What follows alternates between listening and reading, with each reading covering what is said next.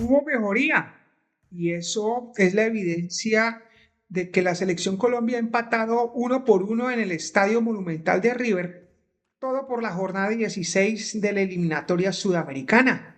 La selección Colombia alineó con Kevin Mier en el arco, Daniel Muñoz, Davinson Sánchez, Jan Lucumí y Deiber Machado en zona posterior. Tres volantes en primera línea, Jefferson Lerma como el cabeza de los tres, Richard Ríos recostado hacia la derecha y Kevin Castaño sobre el sector izquierdo. Y en punta, James Rodríguez, Luis Díaz y Hamilton Campas. Un partido que para el ojo fue hasta entretenido, donde Argentina comienza en los primeros minutos queriendo ser invasivo, queriendo ser, mal no lo fue, tomando posesión y dominio del terreno y del juego hasta el minuto 5 aproximadamente, pero de allí en adelante el partido empezó a tener otra tónica, la tónica que Colombia recuperaba la pelota, habían líneas cortas entre la defensa y los volantes, y había circulación del mismo balón a uno o dos toques.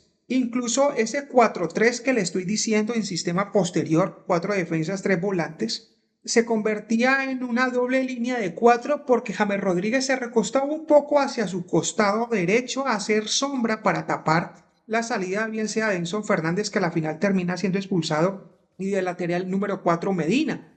O en su defecto por el otro costado, si no era James Rodríguez, era Hamilton Campas para parquearse al frente de Rodrigo de Paul o Molina y volverse un poco más densa la mitad de la cancha y que la generación del medio campo argentino en cabeza de Lionel Messi no fuera fluida.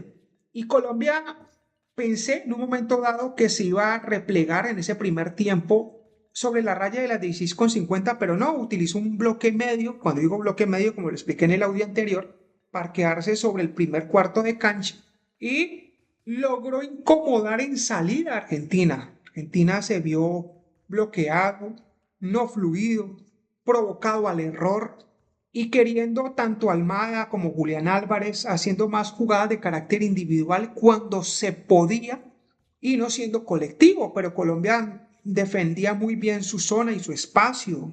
Se replegaba muy bien Daniel Muñoz sobre la derecha, lo mismo que Deiber Machado sobre izquierda y el respaldo de cada uno de los centrales y la llegada de los volantes, bien sea por derecha de Richard Ríos con respaldo de Jefferson Lerma o de Kevin Castaño sobre el lado de Deiber Machado, pero también Jefferson Lerma yendo como ese volante oscilante para lograr densidad en esa mitad de la cancha. Y Colombia, la verdad, a mí me sorprendió en la manera en que plantea ese primer tiempo, desarrolla ese primer tiempo a tal punto que genera opciones bastante interesantes. Una de ellas, Luis Díaz, antes del gol, en lo cual daba una cierta confianza. Y Colombia se va arriba en el marcador con gol de Luis Díaz, precisamente el minuto 23, en una jugada de salida, de transición por parte de Kevin Castaño desde el primer cuarto de cancha y coloca a Luis Díaz a hacer la maradoniana o la de Messi. Se enfrenta entre tres. Molina, Romero, Otamendi caen allí, que los arrumase en el área y con un arquero Dibu Martínez cuasi vencido se la logra acomodar al palo de la mano izquierda. Un golazo, jugada netamente individual. Y Colombia a partir de allí logra tener dominio del juego, control del mismo. Argentina no era incisiva, pero quieran o no, sus individualidades y ese patrón de juego ya de más de 4 o 5 años le hace una selección peligrosa. Además, no estamos hablando de una selección cualquiera, de un equipo cualquiera. Es el doblemente campeón de América, es el actual campeón del mundo, está defendiendo su trofeo mundialista en esta eliminatoria. Y Colombia estaba haciendo buen partido. Y en el segundo tiempo, pues empieza a cambiar la dinámica de la selección. Argentina adelanta su línea defensiva para querer copar los espacios a lo ancho, tránsito de balón de oriente a occidente, de occidente a oriente, y Colombia termina replegado, sobre todo ya a partir del minuto 15-20 del segundo tiempo, termina siendo replegado, bloqueado por el seleccionado argentino, donde adelanta sus líneas y Colombia hace más densa esa población de defensores y volantes. Prácticamente habían 9 jugadores contando el arquero defendiendo esas 16,50. Y Argentina no es que fuera generador constante de ocasiones de gol. Incluso la más clara, considero yo, de Argentina es una jugada que patea Lionel Messi y el arquero Kevin Mier, el balón va para afuera, genera el riesgo y el balón termina pegando en el palo después del remate del jugador argentino. Pero ya ahí Colombia estaba replegado. Hay una expulsión de Enzo Fernández a causa de una falta, una agresión con su botín derecho sobre Kevin Castaño. Y pensé que con ese 1-0 que estaba teniendo en ese momento la selección Colombia, pues teniendo un hombre de más, iba a dar el golpe de autoridad que se necesitaba.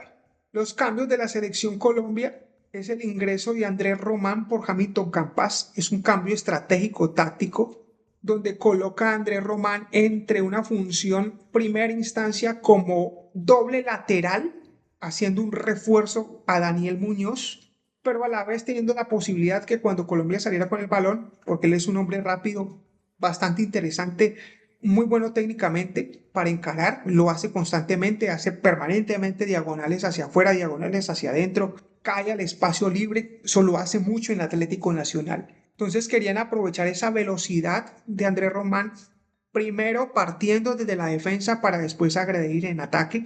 El ingreso de John Arias por Kevin Castaño, un hombre mucho más fresco de ida y vuelta.